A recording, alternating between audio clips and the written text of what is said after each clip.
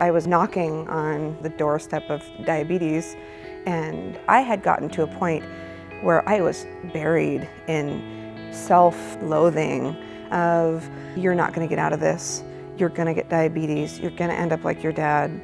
And that was so depressing.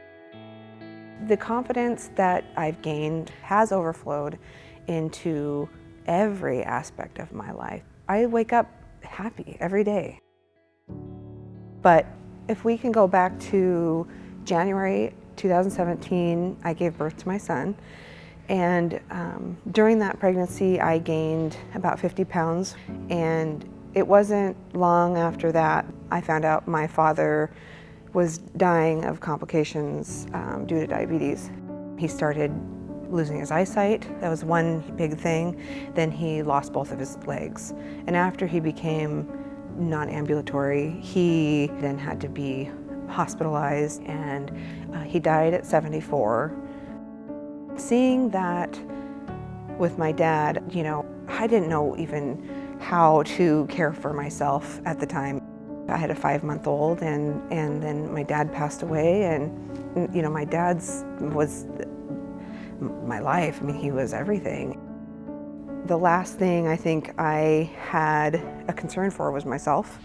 So with routine kind of postpartum blood work, I found out that I had developed fatty liver disease, high cholesterol, and polycystic ovarian syndrome. So I struggled with infertility. That scared me, and I thought, okay, this is what I need to get myself moving and to lose the weight I need to, because I don't want to end my life the way my dad ended his. For some reason, that didn't do it for me. And months went by and I still didn't find the motivation. I just thought, my dad was 50 when he developed diabetes, and I am on the verge of getting it at 30. Is this just what I'm predisposed to get? I finally went back to my doctor, and I just said, I watched this, ravage my dad for so many years. Why is that not scaring me? And he said that I was functioning out of fear and not out of love. And what I needed to do was fulfill myself in order to take care of my son. And an empty lantern will provide no light for your son, and you have to supply that for yourself to give to others to light the way.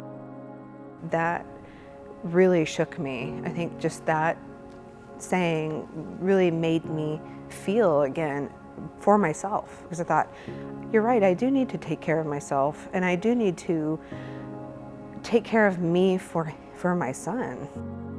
I think it was the next day that I had come in and I met with Luke and just was honest with myself out loud, and I said, I have a hard time creating a routine. I have problems with eating. I wouldn't find time for myself even to eat at all, or I would eat too much because I would binge when he'd sleep. Any instance that I possibly could, I would just overeat and eat fast. And it was impulsive, it was bad choices. I started a 6-week challenge. It was a 42-day detox, actually. And the meal plan was right there. You had your grocery list, you had the recipes, everything was just there, and it was easy.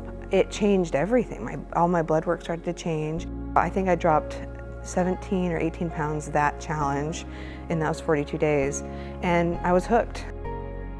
I'm now pregnant with my second child, which was not something I had foreseen, especially being diagnosed with polycystic ovarian syndrome, because the insulin resistance can create infertility, and that was something I struggled with for 2 years after my son was born. And then one day I woke up and I said, man, I feel sick today. And my husband went to work, and I had this backup pregnancy test in the closet, and I took it, and it was immediately positive. I 100% credit, being here and being active. That put me in this Goldilocks zone where I was able to get pregnant again, because I had shed weight, I had shed the insulin resistance, I had shed the infertility, and it happened. The thing that I love the most about being here is that It is an evolution of yourself. Before I couldn't do one push-up, but now I was doing one push-up. And then I'd say, okay, the next time we do push-ups, I'm going to try to do a couple more and then work on my form. And then it turned into 10 and then it turned into 20. I've even been able to do a 300-pound deadlift. I never thought that I'd get there. I thought that day I would maybe max at 265. Everybody was standing there saying, you can do it, you can do it. I just lifted the bar and it was easy and I could do it again. Being here motivates me to want to do better every single day in everything I do. Beyond the fitness routines and having everything laid out for you, it really is a family. I kind of have a group of people that I work out with at the same time every day, and we've got to know each other outside of here, which is it's so nice. It really is so much more than a gym.